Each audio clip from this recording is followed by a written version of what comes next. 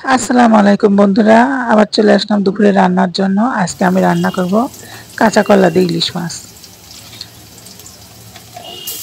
পেঁয়াজটা গোলাপি হয়ে গেলে আমি পেঁয়াজ বাটা দিয়ে কিছুক্ষণ কষিয়ে নেব।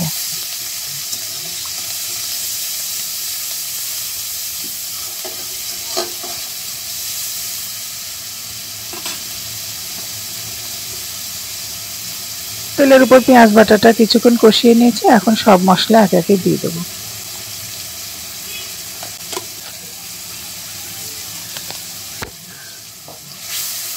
মাছ রান্না সব মশলাগুলো দিয়ে দিয়েছি।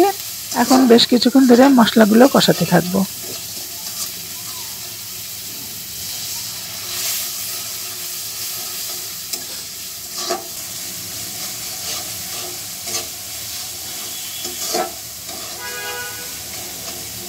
মশলাটা দেখতে পাচ্ছেন কত সুন্দর কষানো হয়ে গেছে। মশলা থেকে সুন্দর তেল ফুটে বের হয়েছে।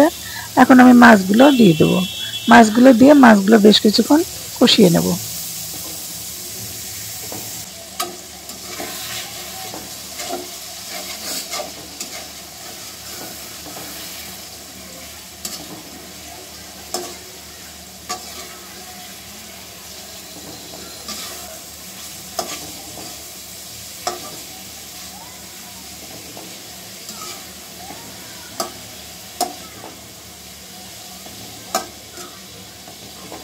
মাছগুলো কষানো হয়ে গেছে। মাছগুলো আমি এখন উঠিয়ে নেব।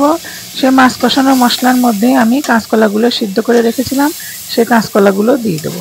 এখন সিদ্ধ কাঁচকলাগুলো মশলার সঙ্গে ভালো করে কষিয়ে নেব।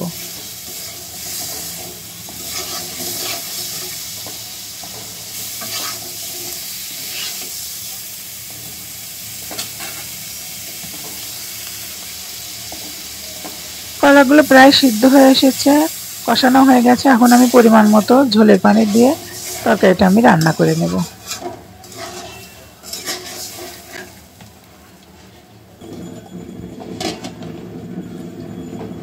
এখন আমি কিছুক্ষণের জন্য ঢাকনা দিয়ে ঢেকে সিদ্ধ করে নেব।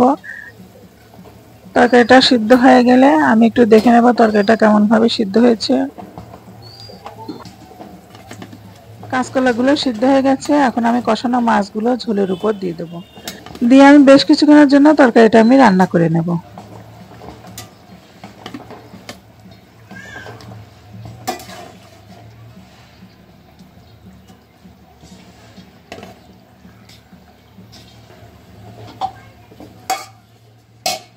তরকারিটা আমি ঢাকনা দিয়ে ঢেকে রান্না করে নিয়েছি। আমার রান্নাটা প্রায় শেষের দিকে। আমার রান্নাটা প্রায় হয়ে এসেছে বন্ধুরা। আবার আসবো নতুন কোনো ভিডিও নিয়ে। ততক্ষণ আপনারা ভালো থাকবেন, সুস্থ থাকবেন আর আমার জন্য দোয়া করবেন। আসসালামু আলাইকুম।